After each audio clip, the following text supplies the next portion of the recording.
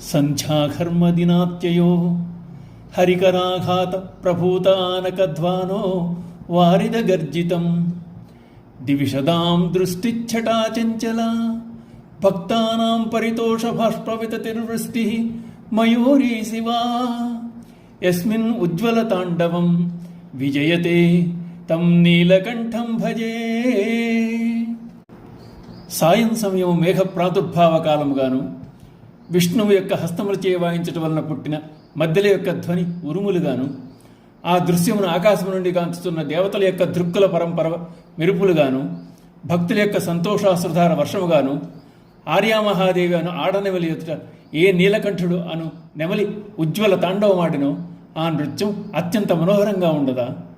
అహో, అట్టి శివుని మహాదేవుని నా ఉల్లంబను నిలిపి కొలిచెదను. ఈ శ్లోకమునందు పార్వతీ పరమేశ్వరులను మయూరములుగా ఊహించుకుని అమ్మవారి ఎదుట నీలకంఠుడనే ఆ నెమలి చేసే ఉజ్వలమైన తాండవ నృత్యం అత్యంత మనోహరంగా ఉండదా అంటూ అట్టి శివుణ్ణి భజిస్తున్నానని శంకరాచార్యులు వారు అంటున్నారు.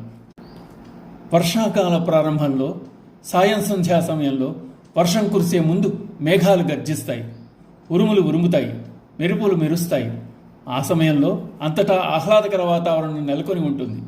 నెమళ్ళు పురివిప్పి ఆడతాయి. అప్పుడు ఎదురుగా ఉన్న ఆడనెమలిని చూచి మగనెమలి అతి మనోహరంగా నృత్యం చేస్తుంది. అక్కడ కైలాసంలో కూడా సరిగ్గా ఇటువంటి వాతావరణమే నెలకొని ఉంది. విష్ణుమూర్తి అతి లాఘవంగా లయబద్ధంగా వాయించే మృదంగ ధ్వనులే ఉరుముల శబ్దంతో ప్రతిధ్వనిస్తున్నాయి. శబ్దాలకు అనుగుణంగా నటరాజు నర్తిస్తున్నాడు. ఆ దృశ్యాన్ని పైనుండి తిలకిస్తున్న దేవతల చూపుల వరసలు మెరుపులా అన్నట్లు మెరుస్తున్నాయి. ఆ దృశ్యాన్ని చూస్తున్న భక్తుల నయనములు పరవశానందాశ్రులు వర్షిస్తున్నాయి. అంత రమ్యమైన సమయంలో పార్వతీదేవి ఆడనెమలి ఎదురుగా ఉంటే నీలకంఠుడనే నెమలి పరవశించకుండా ఉంటుందా? తాండవం ఆడకుండా ఉంటుందా? ఆడినది గిరిరాజసుత నటరాజు మదీరంజిలగా అన్నారు రాఘవాచార్య. అయితే ఇక్కడ అమ్మవారిని చూచి పరవశించిన శివుడు ఆనంద తాండవం చేస్తున్నాడు. ఏమి శాంభవలీల ఏమా తాండవహేళ, ఏమి శాంభవలీల ఏమా తాండవహేళ అణువణువులోన దివ్య ఆనందరసడోల అన్న పదాలకు తాళం కలిపారు వెంపటి. అంతటి మనోజ్ఞమైన నృత్య తాండవం సల్పిన శివుని ధ్యానంలో దర్శించి తరించమంటున్నారు శంకరాచార్యుల వారు.